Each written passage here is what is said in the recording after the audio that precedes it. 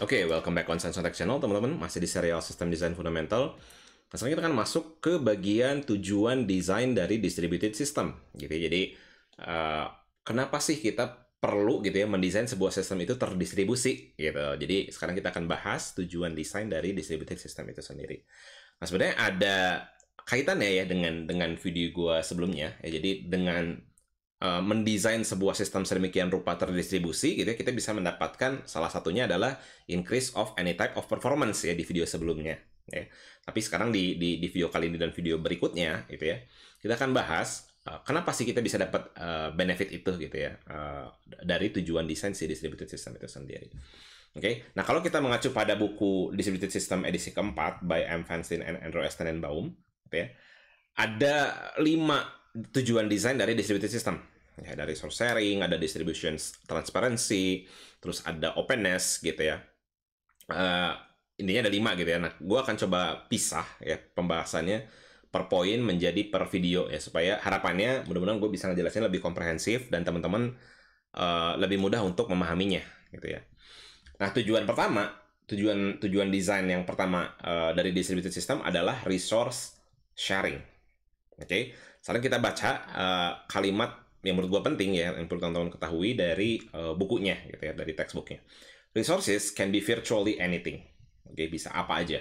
Ya, yang dimaksud sebagai resource sharing di sini, resource ini mengacu pada can be virtually anything. But typical examples include peripherals, okay, storage facilities, data, files, services, and networks. Oke, jadi ini adalah contoh yang bisa di sharing gitu ya dengan kita mendesain sebuah sistem itu terdistribusi atau distributed system. Oke, atau gue balik kalimatnya. Jadi dengan kita membuat distributed system, ya seharusnya gitu ya users itu lebih mudah untuk mengakses atau share remote resources gitu ya. Bisa jadi tadi apa aja gitu ya. Bisa jadi user pengen nge-share filenya lebih mudah gitu ya. User pengen nge-share servicesnya lebih mudah. Dalam ini mungkin company gitu ya, atau lu developer gitu punya beberapa service, lu bisa communicate between services lebih mudah gitu ya, atau misalkan storage facilities gitu ya, dimana lo pengen nyimpen data gitu terus lo pengen berbagi sama orang lain, misalkan orang lain itu mudah untuk mengakses datanya misalkan. Nah, itu adalah salah satu tujuan pembuatan dari distributed system. Oke. Kenapa itu dilakukan? One obvious reasons is that of economics. Jadi alasan yang paling jelas kenapa kita melakukan hal itu adalah ya pertimbangan ekonomi gitu ya, pertimbangan cost kalau lebih mudahnya gitu ya. It is cheaper to have a single high and reliable storage facility be shared ya, than having to buy and maintain storage for each user separately. Ya, lebih mudah gitu ya kalau kita pertimbangan dari ekonomi gitu ya. Contohnya misalkan gini, lo punya 2 klien. Oke. Lebih murah mana nih? Lebih murah nyimpan kedua data klien ini di dalam satu single server. Gitu ya. Atau kita siapin 2 server atau 2 komputer untuk nyimpan data ini dengan catatan ini speknya sama ya. Misalkan ini speknya adalah A gitu ya. A itu adalah misalkan 2 CPU dan 8 GB of RAM misalkan gitu ya. Ini juga speknya si A dan juga speknya A. Oke, udah pasti lebih murah ini gitu ya. Iya dong, ini kan misalkan ini X cost-nya gitu ya, ini pasti 2X gitu kan. Dengan spek yang sama gitu. Oke, pasti akan lebih murah seperti ini. Makanya kita perlu nanti gitu ya di benefit selanjutnya kita perlu some kind of abstractions gitu ya, aplikasi abstraksi yang mengabstraksi flow dari penyimpanan datanya gitu ya, sehingga 2 data yang berbeda bisa disimpan dalam satu single server ya. Bang, kenapa ini disebut sebagai distributed system? Nah, kalau misalkan lu masih bertanya kenapa satu single server ini aja sudah cukup dikatakan sebagai distributed system, silahkan cek video gue yang pertama ya. Apa perbedaan antara distributed system dengan decentralized system?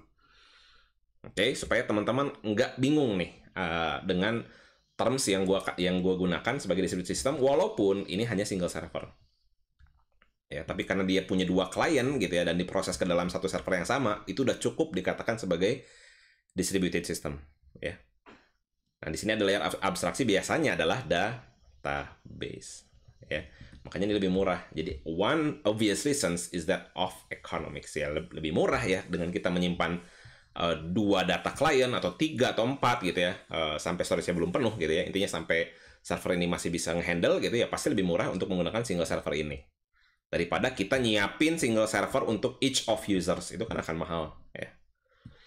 Paham ya? Jadi again, gue tekankan lagi, tujuan pertama ya, dari tujuan desain, kenapa kita perlu mendesain sebuah sistem yang terdistribusi gitu ya, adalah pertama resource sharing gitu ya. Alasannya kenapa Bang emang resource itu harus bisa di sharing ya, karena ini one of obvious reasons adalah economics, yaitu lebih murah gitu dengan kita bisa berbagi file.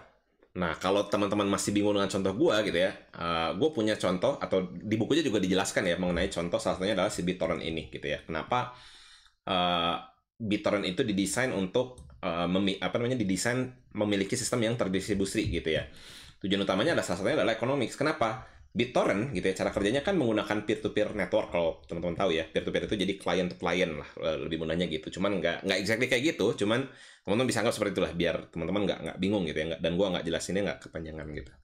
Misalkan ketika lo gitu ya pengen download foto yang ukurannya misalkan I don't know 2 giga misalkan gitu ya ke server gitu, terus lu punya gitu ya, lu download dan berhasil gitu ya, terus ternyata ada tetangga lu misalkan, atau siapapun itu gitu ya yang ada di dekat regionnya gitu ya, atau lokasinya ada di dekat lu gitu, sama-sama menggunakan BitTorrent gitu ya, si orang ini gitu ya, si komputer orang ini akan minta foto yang sama gitu ya, minta foto yang sama ke lu gitu, since lu udah punya fotonya, udah download dari si servernya gitu.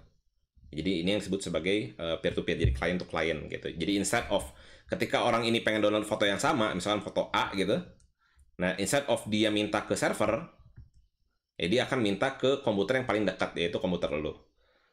Kenapa ini bisa jadi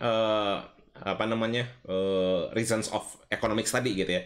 Karena lu bayangin kalau misalkan ada sekian ribu user ya, nge-request secara bersamaan ke server yang sama, berarti server ini harus punya bandwidth yang besar, yang tinggi. Iya dong, orang diakses oleh klien banyakkan secara langsung gitu ya, sehingga selangnya harus besar gitu ya, si bandwidthnya harus besar untuk bisa nampung semua request itu. Nah, dengan menggunakan peer-to-peer network ya, ingat, peer-to-peer network juga sudah bisa dikatakan sebagai distributed system ya, karena dia dilakukan di komputer yang ya, ada multiple resources atau multiple komputer yang terlibat di dalamnya gitu ya, udah cukup dikatakan sebagai distributed system. Oke? Nah, sehingga ketika kita nge-requestnya hanya dari komputer ke komputer orang lain gitu ya, maka bandwidthnya itu jadi tersebar merata gitu ke komputer ini, komputer ini, komputer ini, komputer ini, komputer ini gitu ya, nggak terpusat di dalam satu single server, si servernya si BitTorrent for example. Oke, itu salah satu contohnya. Kalau teman-teman masih bingung, contoh lainnya adalah Google Docs. Misalkan teman-teman pengen melakukan real-time file sharing. Ya, ketika teman-teman buka Google Docs gitu ya, terus linknya, misalkan ada linknya gitu ya, A, B, C misalkan, nah linknya ini lu kirim ke teman lu gitu, teman lu bisa ngedit secara bersamaan di sini, ya kan? Tujuan dibuat sebagai distributed system adalah tadi selain economics, nanti ada pertimbangan untuk memudahkan juga gitu ya, karena ada di beberapa level abstraksi. Jadi intinya gitu ya, kita bisa membuat resource tadi gitu ya. Resource itu bisa apa aja, satunya adalah file ini gitu ya. Nah, ini file gitu ya, file docs ini gitu, bisa di sharing bahkan real time gitu ya. Kalau di Google Docs gitu ya, bisa kita share ke teman kita, terus teman kita bisa ngedit dokumen ini secara real time dengan kita berbarengan gitu ya. Jadi lebih mudah, lebih praktis ya, lebih lebih ya tadi ya, lebih praktis gitu untuk bisa melakukan editing secara real time dan kolaboratif gitu. Oke, jadi ini adalah salah satu yang bisa di-achieve gitu ya dengan kita mendesain sebuah distributed system. Ya, jadi lebih mudah kan, teman-teman pengen ngedit secara real time bersamaan, itu bisa. Itu adalah tujuan desain dari distributed system, salah satunya gitu ya.